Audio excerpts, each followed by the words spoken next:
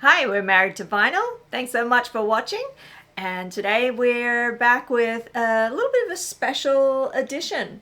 Little milestone, maybe? Yeah, a little bit of a milestone. All right, September 27, 2024 was our very first video we posted. Oh, it's pretty funny. Go back and watch that one if you haven't. Oh man, we've gotten a lot better. Hey everybody, I'm Mark. Hey, and I'm Leslie. And we're married to vinyl.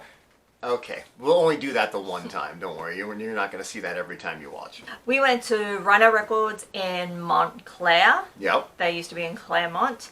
Montclair, Claremont. I just figured that out, how they kind of just reversed each other. Just kind of on the road trip over there. I was like, oh yeah, okay, we can probably cut this part out. And then we have progressed. We have progressed, but yeah. But just, we wanted to celebrate our year anniversary. As of filming, it's a week ago. We're a little bit late. Yeah. So we hope to get this out pretty quickly after that. But yeah, we just wanted to kind of say thank you to everybody who's watched any of our videos, liked, comment, subscribed, all the good stuff. Yeah. It's been it's been so nice to see the response from people. And just know that so many of you have been tuning in. I mean, yeah, we did start off with humble beginnings. Oh, my Lord. It was a struggle sometimes to get maybe 10 views. We would celebrate when we hit 10 views. Yeah, the first few months. Yeah, we only had 10 subscribers. Yeah, and then the controversial vinyl tag came along. And we jumped. We didn't realize it was going to be We had no idea about vinyl tags. It was a bit of a thing. But we jumped on it early, which actually worked out for us. It kind of got us a little bit on the map. We got a good amount of subs from that. We did. That sort of really kicked us into gear. And then we did our top 20 of last year, which really did well for us. Yeah. So that was awesome. Kind of kicked it up a notch again. Now we're sitting at, as of recording, 795 subs, which is really cool. We're five more subs. If you're watching and you haven't. So if you haven't subbed, do the sub. And then, of course, get us to 8. After that, 200 more. Yeah.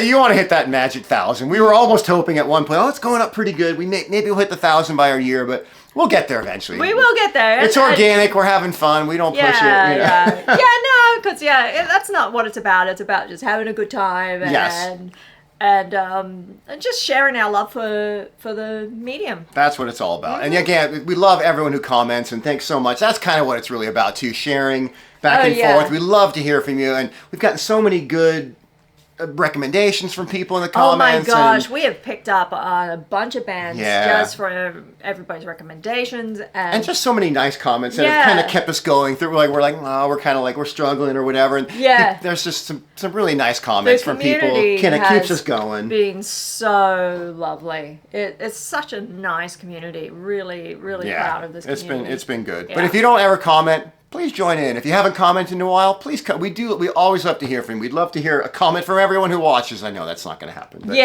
But we don't expect that. But please comment more often. Again, that's what keeps us kind of motivated to go.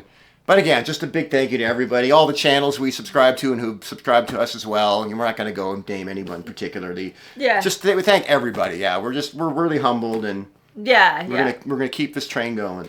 And so for the next year, we're hoping to do a few more collection videos. We're sort of chugging through our church archive. We're getting through that. We'll never do that deep of an archive. That was probably that was a beast. But another thing too, I guess these videos, when you have milestones, what do you guys want to see? Are there any certain bands you'd like us to talk about or show our collection video? We're going to do things like, we're going to do The Cure and The Damned and Susie. We will definitely do those kind of bands. Yeah, absolutely. But if there's anything else or anything you'd like to see, you want to see our cleaning process or whatever, anything, just any band or any kind of topic or whatever, please let us know in the comments. We'd love to hear from you. And it's as much your channel as it is ours. Exactly. We're just here. We're just two nerds talking about music and having fun. And again, we appreciate everyone who watches and joins in on the fun. It's been good fun. So all right, today. We got some of our records that mean the most to us, or really have a lot of meaning. Yeah, we just want to show. We just kind of decided let's pick a few records from the collection. This is not like our favorite albums of all time. Nothing like it's not a list like that. We just thought cool, unique pieces. Some of our favorite. Oh, I'm getting choked up. Some of our favorite. Oh, I really am. Some of our favorite pieces from our collection, and some of them have a story or whatever. Somehow, either they're sentimental or they have a story behind them. Yes. We just thought we'd share that just for a little fun. Yeah. Do you want to You want me to kick it off? Because you've got. Oh, this is a massive. You've got some good ones. I'm going to do a lot of. Mine are going to be quite a few autograph ones because they really mean a lot to me. And being in the LA area, in the 90s, 80s, I met so many bands, and so I worked at Tower Records. I was a shipping receiving department, so I had connections that way. My sister was in the biz. I had friends who managed another friend who managed Tower Records. So we had. In the 90s, we were getting all kinds of free things, promos, free concert tickets, you name it. This is my first one. The Stone Roses, Fool's Gold. This is the U.S. limited edition gold vinyl, but if you can see, I'll try to do this again. You probably can tell. Up here, to Mark, he even spelled it right. Love from Ian Brown. Here, to Mark, love from Manny. A friend of mine, he got us. I'm gonna go here. He got us when the Second Coming album came out. There was a pre-party, not for the show. They were just doing like whatever, for a meet and greet kind of a thing for fans. But it was pretty exclusive, and it was a lot of industry people. Maybe there was only like 50 people. Whatever. He got us into this party, and we knew the band's gonna be there. I'm bringing something to sign, so I had him sign that. John Squire did not show up. And you may be asking, why is Rennie not on that cover? Ooh, wait till you see this. Rennie really saw cool. the record, and he's like, what is that? I don't even have this. And he's like, can I draw on the vinyl? I'm like, okay, I guess. So let's just say I haven't played this since then. He says, why don't I have this? Love, Rennie. I hope you can see this. And right over here, he drew a little caricature of himself. His whole drum kit's there. It expands to the label. I'm going to try to zoom in on that. That's probably about as good as you're going to get. And Ian Brown, he's on the bottom here, also signed it. He's like, he wanted to join in on the fun. He's like, oh, we're signing the record too? I want some of that. But I was like, yeah, I mean, that's a unique.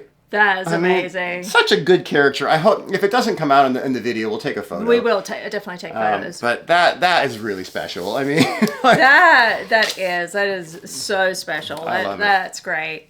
Yeah, I'm still stoked to have that, Yeah. So yeah, I was not positioned like you. I was in Cowtown, Australia, and not a lot of connections, not a lot of fun. So when I did get to Brisbane, the sort of stuff was kind of expensive, and things like that. But so a lot of stuff I've picked up over the years, or you've picked up for me, over the years since we've been here. So this one, I mean. This is I think it could be arguable that this is probably one of the most important albums of all time. Whether you like it or not, you came home with this one. I did. Found this. This is what is it? You think of first? It's this is the 11-track version. It's the UK. Let's just show all that. I'll help you out here. Yeah. It was an exported version, obviously. It's got the hype sticker with the 7-inch submission. So it's the original 11-track. They reissued it quickly after with submission on the album. There was like a promo version of this sort of with nothing, no titles on the back. Yeah. No track listing. That was only a one thing. Then the other ones had all the track listing. It's the Dayglow sleeve. So it's a first pressing. It's got the hype again. It's got the 7, and it came with the.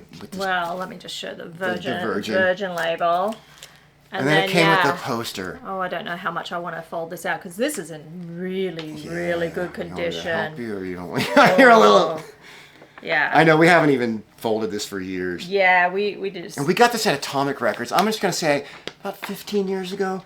For $25, and even then it was worth over. I'm like, why is there something wrong with this? I'm not going to fold this out the whole way. Okay. Maybe I'll take a photo of it. Yeah, maybe we'll do that. Yeah. It's but I got it so cheap, and now it's probably one of the most expensive records in our collection.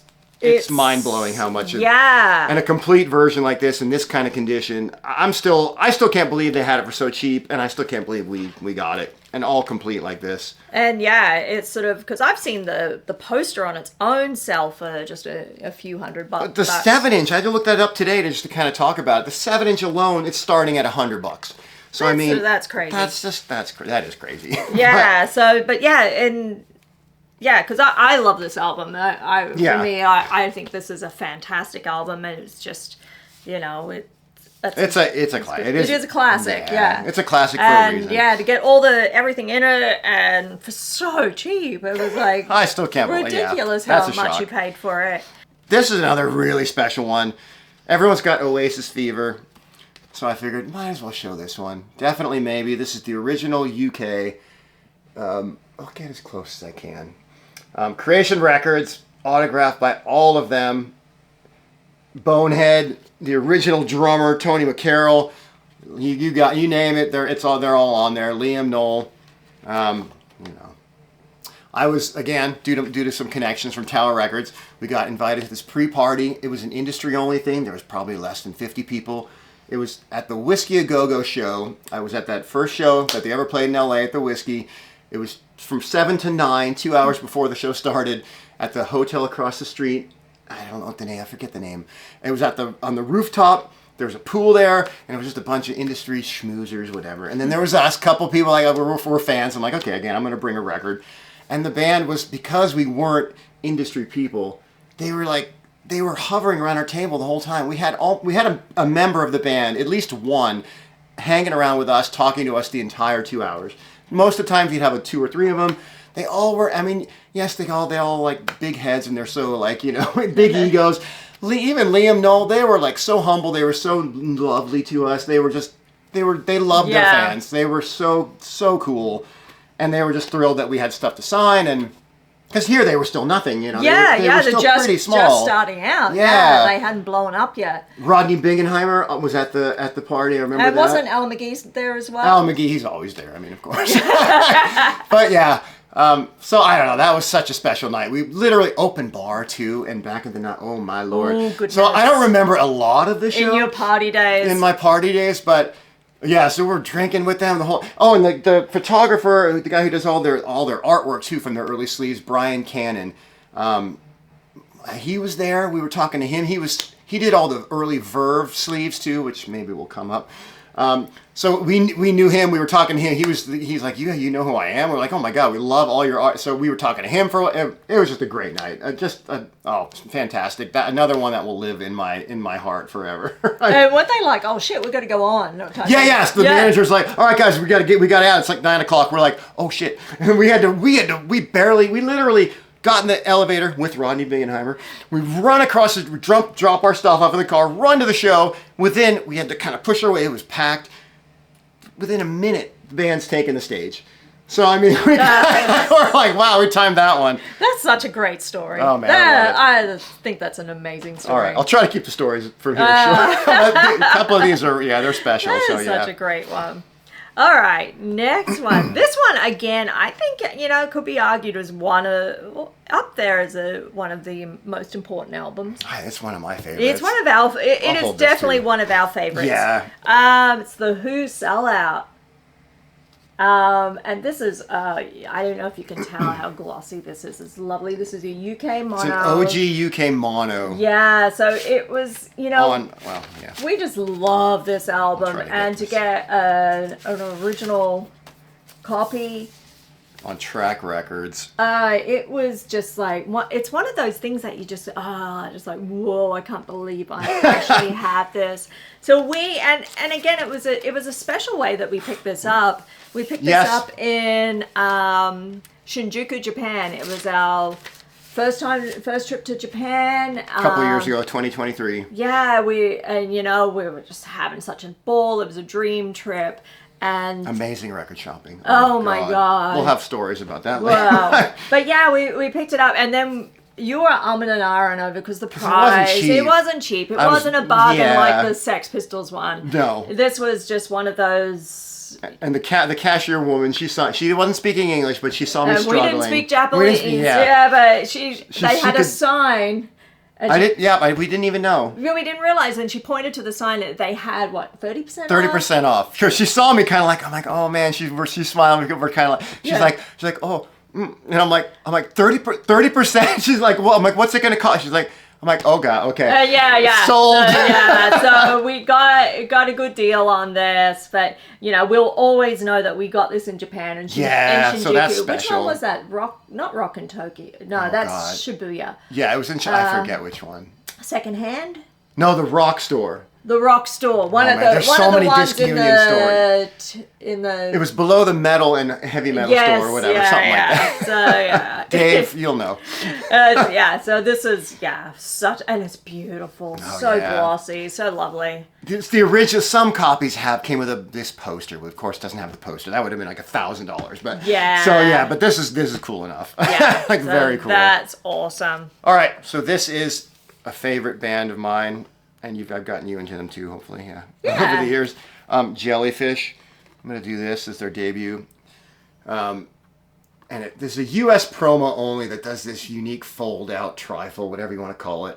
I don't know if you can tell too. Down here, that's Chris, the bass player. Up here, Mark, rock and roll hoochie coo. Love Robert Joseph Manning Jr. Roger Joseph Manning Jr. Yeah, I didn't even correct you. All right, and then Mark over here, soft hamsters, because they have a little from Andy. So Jason Faulkner did not sign it. He was I don't know what his problem. He looked at he's like he totally shunned being my friend. I'm like, all right, fine, whatever. It was at the Greek Theater. They were opening up for the Black Crowes. We didn't buy tickets because we're like, we don't like the Black Crowes that much, and I'm not gonna pay. We tried to ask Roger, can you get us on the guest list? And he's like, why are always Jellyfish fans so broke? They're always asking. And he laughed, but he's like, nah, unfortunately, we can't get you on. But anyway, that's that story. Not too huge, but I love this one. And this is one of my favorite albums. This is such a great power pop album. Just beautiful. So you didn't end up going to the show, right? We didn't go to the show, but we sat outside and listened. Yeah. We could hear it. But, yeah. Yeah. All right, this is one of our favorites, I think. It is, this is an absolute classic of an album.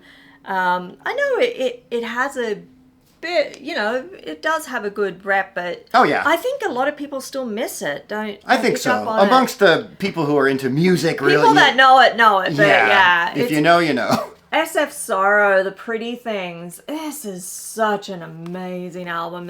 I just love this album. And this is an original German. Yes. It's like the second press, not first, but it's of the same, like 68, so it's the year after. Yeah, so, I mean, it's just so amazing to have a copy of this. It just... we have a few different versions of SF Sorrow. It's one of those ones And this cover's so much cooler than the U.S. cover. Yeah. Even though it's got that die cut. Yeah, but it's like got the original EMI. The blue EMI. Just so... Yeah, that's good to have. So grateful to have a copy of this because this album, I just can't... It's a classic. It's a masterpiece, Yeah, it is an absolute masterpiece. It is... It's amazing. So it's up there with Sgt. Pepper. You name it. Anything psychedelic from the '60s. This is The Who Sell Out and this one together. Like that's two of the best. I know. And again, it's got that really super glossy super gloss, cover. Really cool. And so this is it's just one of those albums I'm so grateful that we have a copy of. Yeah, I agree. I showed one of these on our 10-inch collection video, so I'm gonna do these. This is Verve. Not the Verve. This is Verve. This is they played the whiskey just like Oasis. They signed all four of them signed it. And the story is maybe you hold one too, so I don't have to. The story was my friend and I can't remember who I went with to be honest. I think it was Mike, maybe Chris. We brought stuff to sign. We went there early for the sound check, and we could hear them. They were sound checking. I'm like, all right. We were like, we gotta go eat. We gotta do a couple things. We'll come back after the show. Maybe we'll meet them. And then all of a sudden we're walking away, and we hear, hey, someone yelling across the street from the whiskey, across Sunset. I'm like, who is this nut job? And he's kind of running towards. I'm like, oh crap, dude, we're gonna have to run. And it's like, it's Richard Ashcroft. He's like, hey guys, are you guys here to meet the band? I see you guys have stuff maybe to sign. We're like, yeah.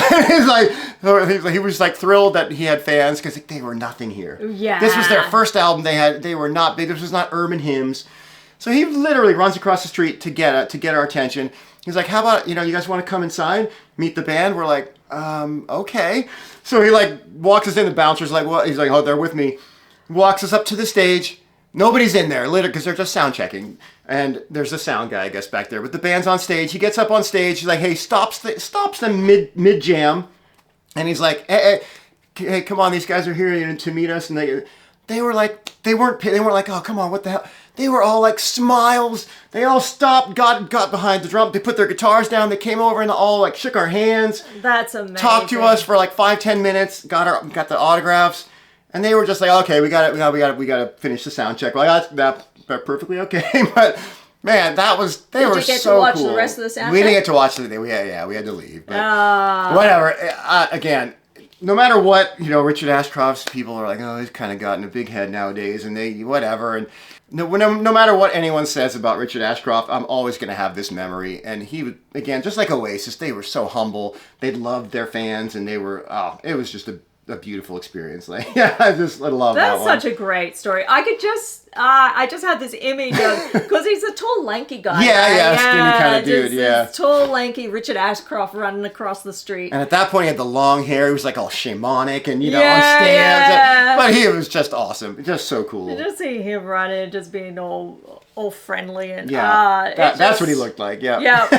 I just think that's and what a show! Oh my story. Lord, Storm in Heaven. Oh yeah. Oh. Yeah. So this next one, it kind of maybe I can help you, Sean. Yeah, it kind of really it kind of relates to where I grew up and not having access to a lot of this stuff. And and I would read through the music press about this band, and the photos of them, they just looked amazing. For a good while, I hadn't even heard a lick. Heard a lick, and until they featured them on a late night music show that we used to have called Rock Arena, and I was like, whoa, they're good. And I just never found their stuff in town. And then when I would go to Brisbane, it would be so expensive, and I'd pick a couple of pieces up here and there, but it was not easy to get their stuff. You couldn't find it.